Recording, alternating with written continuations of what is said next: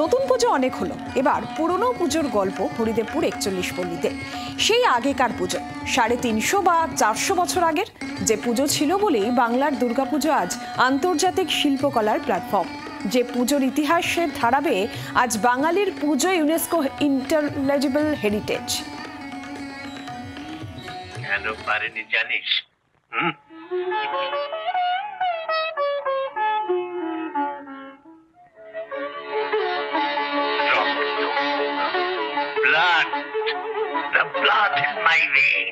সত্যজিতের জলসাঘর, জমিদার বিশ্বম্ভর রায়, বিষয় সম্পত্তি সব গেছে, রয়ে গেছে ১৬ আনা বাবুয়ানি। দিনার দায় বিকিয়েছে ঘটিবাটি, এক চুলো টলেনি আভিজাত্যের অহংকার। ১৮৬১ সালে কালীপ্রসন্ন সিংহ লিখেছিলেন হুতুম প্যাঁচার নকশা। সেখানে বাংলার এই জমিদারের ঠাট বাটের বহু কিস্সা বর্ণিত। জলসাঘর তো মাত্র একটি উদাহরণ। বিলাস বেসনে যা ব্যয় সেই অনুপাতে আয় নেই। এভাবেই তো বাংলায় কত পুরনো বাড়ি, বনেদি বাড়ি, জমিদার বাড়ি আস্তে আস্তে পুজোর জৌলুস হারিয়ে ফেলেছে। তারপর শুরু হলো যৌথ বা একান্নবর্তী পরিবার ভেঙে নিউক্লিয়ার পরিবার তৈরি হওয়া। ক্রমশ পরিবারগুলি ছোট হয়ে গেল। পরিবারের সদস্যরা এই রাজ্যের বা দেশের গণ্ডি ছাড়িয়ে চলে গেলেন অন্যত্র। সেই পুরনো আমলের জৌলুস, কলকাতার দুর্গাপুজোর সেই ইতিহাস যা কম বেশি প্রায় ৪০০ বছরের, সেই ইতিহাসের হাত ধরেই পরবর্তীকালে ইউনেস্কো ইনট্যাঞ্জিবল হেরিটেজের খেতাব পেয়েছিল বাংলার সর্বশ্রেষ্ঠ উৎসব দুর্গাপুজো। এবার সেই পুরাতন বাংলার জমিদার বাড়ির পুজো হুবহু হরিদেবপুর ৪১ পল্লীতে তুলে আনছেন শিল্পী সম্রাট ভট্টাচার্য। থিমের নাম খিড়কি থেকে সিংহদুয়ার।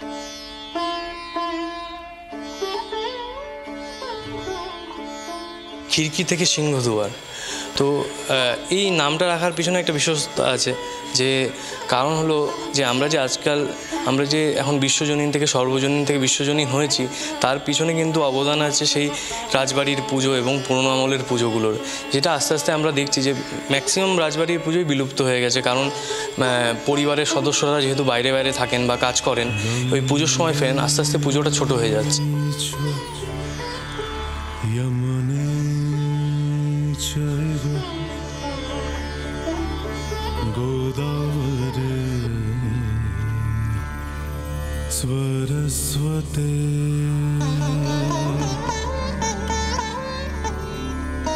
এই সম্রাটের হাত ধরেই ২০২৩ সালে অবগাহন নামের এক থিমে বাজিমাত করেছিল ৪১ পল্লী। কাজের ডিটেলিং এবং অসাধারণ অয়েল পেন্টিং এর মাধ্যমে বারাণসীর ঘাট হুবহু যেন উঠে এসেছিল ৪১ পল্লীর মাঠে।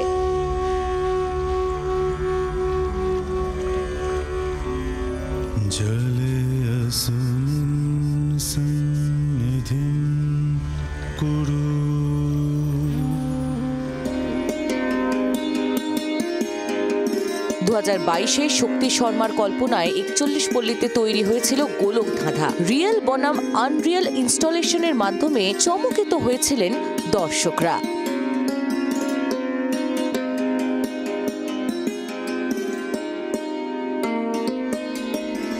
এবার আর অন্য রাজ্য নয়, অন্য জগতও নয়, এই বাংলার পুজোর ইতিহাসে টাইম মেশিনে পাক্কা ৪০০ বছর পিছিয়ে যাচ্ছে ৪১ পল্লী। ঠিক ৪০০ বছর বা তারও আগে দুর্গাপুজোর চেহারা কেমন ছিল তা ফুটিয়ে তোলার চেষ্টায় শিল্পী।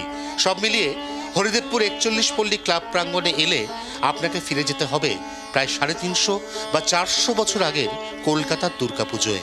জি ২৪ ঘন্টার জন্য ক্যামেরায় দীপের সঙ্গে অয়ন, কলকাতা।